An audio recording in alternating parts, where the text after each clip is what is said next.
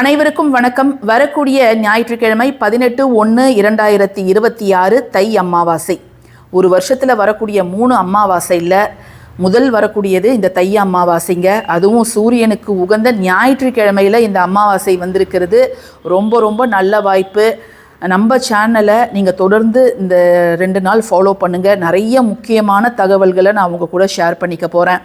இந்த அமாவாசை நாளில் முன்னோர்களுக்கு நாம் இந்த காய்கறிகளை தான் சமைக்கணும், இதை சமைக்கவே கூடாது, அது பாவம் அப்படிங்கிறதுக்கு ஒரு பெரிய லிஸ்ட்டே இருக்குது.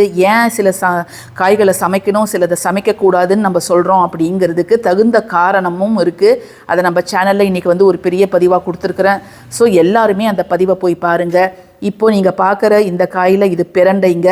இந்த ஒரு காயை நீங்கள் சமைச்சிங்கன்னா 300 காயை சமைத்த பலன் நமக்கு கிடைக்கும். இதே போல் இன்னும் நிறைய விஷயங்கள் அந்த பதிவில் இருக்குது.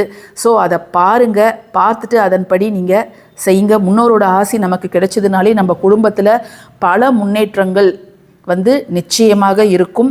இன்ட்ரெஸ்ட் இருக்கிறவங்க கீழே ஆரோ மார்க்கிட்ட பதிவோட டைட்டில் இருக்குது, பார்த்து பயனடைங்க. நன்றி.